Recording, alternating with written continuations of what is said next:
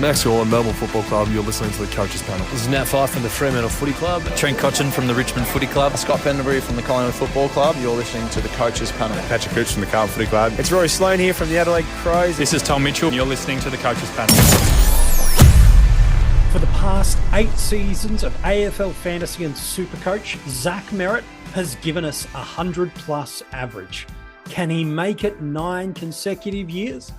History, trends, and what we forecast Essendon to do would give coaches plenty of confidence that he's just going to chalk up another ton average in 2024. But when should we jump on the Essendon captain? We will talk about that in today's episode of the 50 Most Relevant. Hey, it's MJ from the Coaches Panel. I hope you're well. We're at number 21 of my 50 Most Relevant. The players I've put in a rank and in an order that I believe we must have conversations and we must consider for AFL Fantasy SuperCoach and for Dream Team in 2024.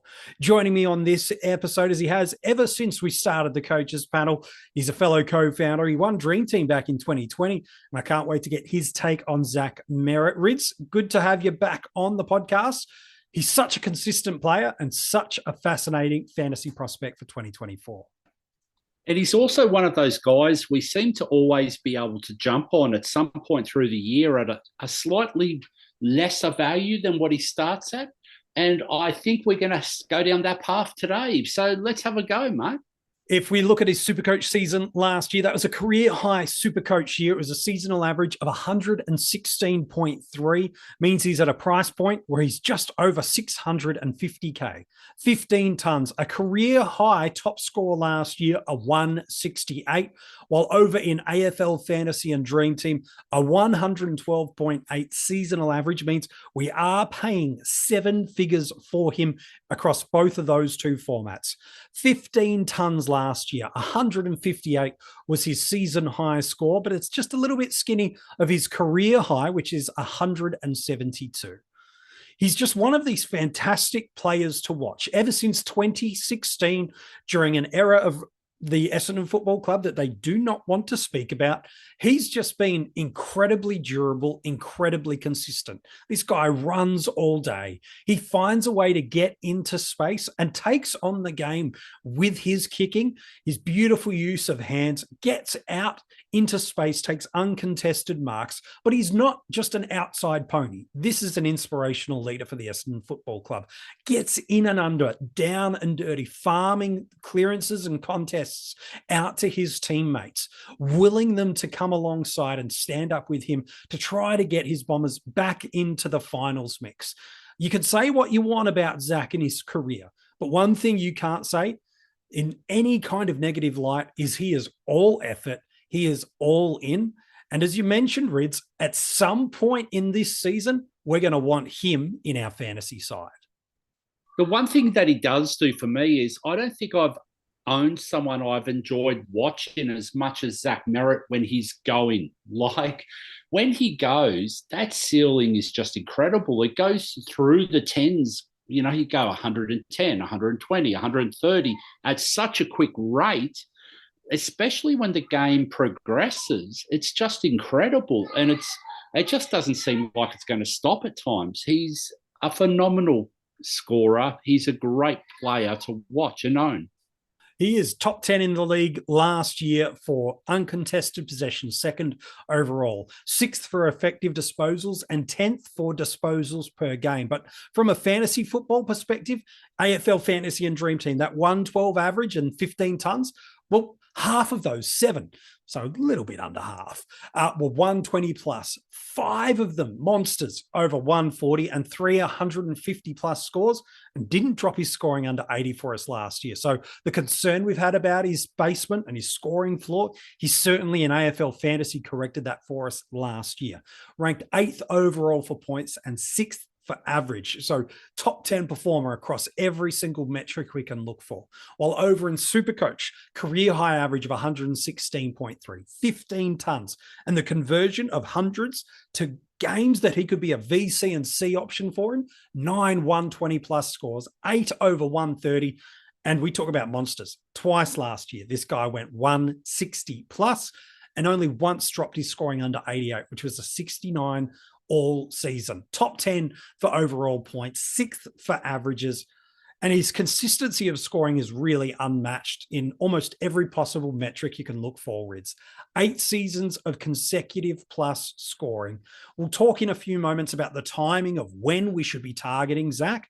But the reality is, if you were to be saying, put a Mars bar on a player that injury pending is a absolute lock to average 100 plus across all of the formats in 2024, you'd be looking at Zach and go, I feel like my Mars bar is pretty safe. Yeah, you're not wrong. And he's just amazing, like with that sort of style and that sort of, once upon a time, he was really susceptible to a tag, but he seems to work through it now. Like there was times last year that he had someone hanging off him, but he just kept running and going into contests and coming out of contests with the ball. And the way that he uses it by foot is second to none in the league, in my opinion. Well, he finds a way that when he does get these tags, last year we saw that in round 22 when Caden Turner went to him. Historically, there's your 50, there's your floor game. He still went 90 plus in that game. Round 13, so a couple of months earlier, Carlton sent Kerno to play this lockdown hard tag role on him after he had a hot stretch of 3 or 4 weeks. What does he do? Gets severely impacted in the first half, but by halftime, the coaching staff move him towards half forward and becomes a real catalyst for how this team's success then pops through the next couple of weeks. And while he didn't go nuts with a huge score, he didn't get killed by the scoring. So you're right, he's found a way to work through these hard tags. But there's a couple of questions I want to ask you, Rids. And the first one, and we'll talk about the timing of trading into him in a moment. The first question for me is, how does this Essendon midfield mix look? He had a centre bounce attendance jump last year. It was 68% in 2022. It was up at about 80, by the way, in 2021. But he went up to 74% CBAs last year. How does this work? Parrish, we know when he's in, he's going to be around there. Will Setterfield spent some time injured last year, but he was a centre bounce midfielder. Dylan Shield historically has rolled through there. Jake Stringer, they've liked for some burst and speed and dynamic change. And then you've got a couple of kids that are rolling through there. Jai Caldwell, maybe a stretch to call him a kid, but you've got a Ben Hobbs and also an Elijah Sardis. How do you see this midfield mix spilling out, and what could be the fantasy impacts for Zach Merrett in 2024? This episode is brought to you by Jira. Ever wonder how those big marketing campaigns that make headlines get delivered on time? It all starts with Jira, the only project management tool you need to plan and track work across any team. Every step of that campaign is organised in one place, from launching the campaign all the way back to designing ads and writing creative briefs. Get started on your next big marketing campaign idea today in Jira. The other one that you didn't mention was Perkins. Like he's actually spent a lot of time in there and doing accountable type roles. I tell you what, mate, I have no idea. I don't think anyone knows, especially with the actual additions of Gresham and then Dersmer out on the wing, which may push Durham into the inside role a little bit more as well. No one's got any idea how this is going to work. Yeah, there's so many possibilities how this goes. It's just crazy. I think the beauty is we do get to see a little bit through the preseason and make some moves from there. And that Zach, even when he is off a flank, whether it be a halfback or a half forward, I don't see him pushing out to a wing. His gut running, his ability to get involved in the contest, his link-up play, because I still see him as the best ball user in this Essendon side. Even if he does slightly fade a little bit from a centre bounce presence, is his ability to get in and around the ground should mean that we see this scoring, which is consistently 100 plus across the formats, hold for us. Yes. I think what I was going to say was, because we're uncertain about how that Essendon mix looks, then we should be leaning to wanting to see that in season before we go working out when we jump on. So I just think due to that, plus, I mean, I'm sure you're going to highlight the round one potential matchup at some point in time. Due to that, I think we've got a little bit of an avenue to actually upgrade to him. So maybe we rule him out as a starter just for now. some things may change along the way where it becomes a lot more clearer. But just for now, I think the idea would be let's plan on upgrading to him at some point. Now, let's try and identify that. And that round one matchup, I mean, we've talked about it previously. Finn McGuinness tag is, if he's named, he's 100% going to go to Zach. And I can tell you now, he's definitely tagging in the midfield if he's playing Finn McGuinness. There's no problems about that. We're already seeing a Blake Hardwood go forward this year. Yep. So there is potential that he's going to have a little bit of a lockdown forward type role. So it will be Finn McGuinness in the midfield like he did last year, yeah? We saw it with Clayton Oliver. We've seen it with Dacos. We've seen it a few times through. Zach Merrett's got to be the guy that you go to in that Essendon midfield. 100%. If you're locking down, it's there. I know some would look at a Zach Merrett, and the premium midfielders are an interesting thing. Like if you genuinely try to pick who could be top 10 midfielder for across the season, you can really comfortably throw 20 names into the basket and go, oh yeah, that could work, that could work. And so Zach does give some level of confidence to coaches that are a low risk profile of how they like to build their starting squad. They just go 8 years of 100 plus, finds a way to get it done year in, year out. I'll just start it and I'll bank those ceiling games and cop the odd tag that comes my way. I understand that. But given the 40 trades we have in SuperCoach and Dream Team now, and the way AFL Fantasy has always worked with the weekly price movements, to me, with that early tag, I really am probably looking to fade, as you've mentioned him. But when do we get onto Zach? That's the key thing. So, Rids, you've done some great work for us. Is it about an upcoming fixture that you see a trend of the right point to jump on him, either because of some tough matchups or an opening of some nice ones that come his way? So I reckon about Anzac Days where you're looking at this point in time. Round 7, yep. Round 7. So pretty much you get through that Hawthorn, you get through Port Adelaide, and then you jump through Adelaide as well, and then you enter Collingwood. Suddenly you go Collingwood, West Coast, GWS, which is slightly difficult, North Melbourne, Richmond, Gold Coast, and then Carlton going into the bye. And then straight out of the bye, you hit West Coast again. So it's like a double whammy there. It just jumps out at the page at me. And last year, we saw this, okay? When we looked at Zach Merrett last year, we were able to put a little circle around one of the matchups, and he came out and went 150, nearly back-to-back. It was almost 150, score 150, 2 weeks out of 3, one after the other last year. So that's what he can do if you time it right. And with trading, it's always about timing it. Yeah, MJ? 100% as well. Finn McGuinness tag, you can probably, again, if he's named round 1, you can lock McGuinness heading to Merrett. Round 4, Port Adelaide, using 2023 data, which is all we can use. Willem Drew did play those accountable moments, and Port were quite restrictive to score against because they denied opposition the opportunity just to play free-flowing ball movement football. They locked that game in real tight. So if that game style A holds and Drew B goes to him, now you've got 2 games in that first month of football that's going to impact that scoring, take that price point right down to hit that beautiful stretch of games that Rids you've just alluded to pre-buy and post-buy. It's actually historically a really good spot. Of the matches that they play there, there's only one game where they actually move outside of Marvel Stadium or the MCG.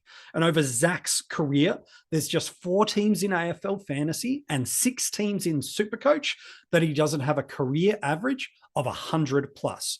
Of those teams in AFL Fantasy, he only plays one of them after the bye. That's Geelong. And in SuperCoach, he only plays 2 of them, Geelong and Adelaide. So everything, you're right, Rids, is pointing to upgrade.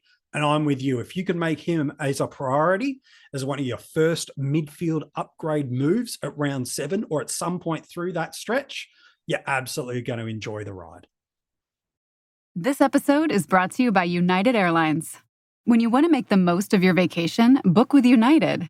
They're an airline that cares about your travels as much as you do. United is transforming the flying experience with Bluetooth connectivity, screens, power at every seat, and bigger overhead bins to help fit everyone's bag. And with their app, you can skip the bag check line, get live updates, and more. Change the way you fly. Book your next trip today at united.com.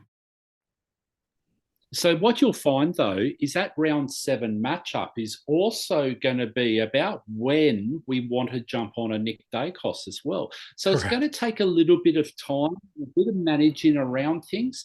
If you haven't started with Nick Dacos, that's around the ballpark figure, okay? That round 7. Same conversation with Merrett, yeah? So the problem we got then is how do we upgrade to 2 of the most expensive players in their formats at the same point in time? And that's going to be the tricky part. So have we made enough money? Have we generated? Do we have something in a stepping stone that we can get to these players in? So you're going to have to plan this. I think that's an important point for us to just take another moment to settle on, is because when we're building these starting squads, we have this utopian idea of when we landmark a trade. I'll get a Dacos here. I'll get a Merrett here. I'll get an English here. I'll get a whoever there. But so many variables pop and encounter during the season. So does a Merrett, if that priority is, I want him at round 7, does that lend itself for you to prioritize starting with the Dacos? Because in AFL Fantasy, you've only got the 2 trades that week. At least in SuperCoach and Dream Team, you can activate the boost if you've got the avenue to cash generation that you alluded to. But how do you prioritize the 2, and does that impact your starting squad selection at all? I think it has. Well, I think it has to, mate, really, because you're going to have to put, like I said this a couple of months ago now, you got to find your little pockets in that drawer where it actually suits you to get to that next person. Now, it might mean that you have to start someone that you would normally not be thinking about, you know? Right. And let's just use it as an example in the midfields right now. It might be the guy, one of the guys I did a few months ago in Cam Guthrie, like in the 50. It might mean that actually works well to go Cam Guthrie to a Zach Merrett. It might mean someone like a Windhager might be an option to get to a Dacos. So it's not only working out when you're going to get them, how you're going to get there, because you're going to need someone with some substantial coin about them to actually be jumping from to get these guys. Yeah, it's really, really good. Look, at some point in 2024, you're going to want to own Zach Merrett. There's a world where it's a justifiable way where you bank him at round 1. You know you'll cop the odd small score, but you're elevating the profile of opportunity to get those big 140, 150, 160 plus scores. Merritt's always had ceiling, but his frequency of ceiling in 2023 found a whole new level. So if you just want to eliminate risk entirely and go, I want the 100 plus mid, I want every ceiling game. I don't want to miss it. And I don't care if I lose a little bit of value and cop the odd bad score. I just want to select it and walk away. Okay, that's all. That's a way of playing the game. Equally, there's a few little kind of just blips in the early radar that give me enough kind of concern to go, you know what? I might fade here because he opens up from Anzac Day onwards. And if I can get a little bit of things going my way as an upgrader, that poor score in round 1, a challenging matchup against Port Adelaide at round 4. Yep, I'll jump on through. Yes, he'll help you through the first 6 weeks where there's multiple buys. If you do start him, he's not in opening round. But for me, I look at what he's going to be from round 7 onwards, and he's right at the top of my trade-in priorities, along with a player like a Nick Dacos. Draft day gets interesting for me, though, Rids. That history, that consistency of 100-plus mids, it does not get away from the draft coach. They see it and they go, I'm not going to fart around with the pick. I'm going to get him. Based on his seasonal average, he's a top 10 guy across the formats, and he's an M1. I don't think anyone should be considering him as an M2. You're not going to get that lucky on draft day. But where does he go on draft? So Rids, high pedigree, high ceiling, M1, is it a first-round pick, or is he a second-round selection for you? I think you're looking in the teens, around the teens mark. Now, I say teens very loosely because it could very well be 13 to 19, pretty much in that range. It's going to be a second-round pick. There's no doubt about that.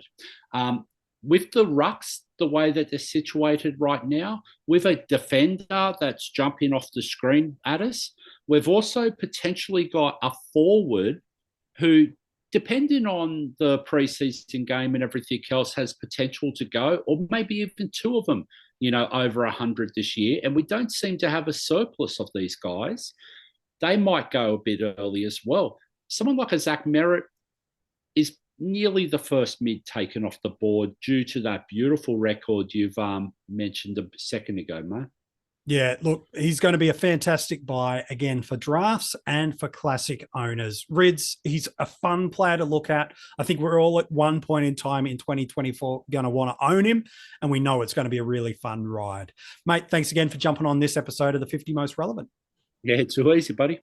If you want to go and check out the article that sits alongside this episode, it's online for you now at coachespanel.tv. It dives into a little bit more of the data and the nuance that we've spoken about throughout this episode. There you can also find every other player we've revealed so far in the 50 Most Relevant. If you're loving these audio podcasts, wherever you find your podcast, you can find the Coaches Panel. Just simply search for it and then subscribe and leave a 5-star rating. If you're on Apple Podcasts, leave a nice review.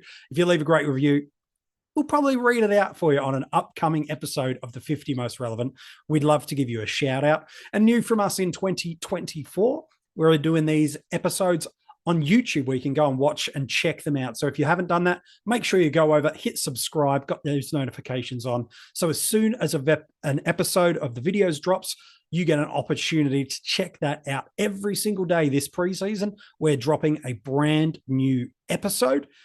And you can comment below and let us know what you think. Is Zach Merrett going 110 again? Or do you see a little bit of regression?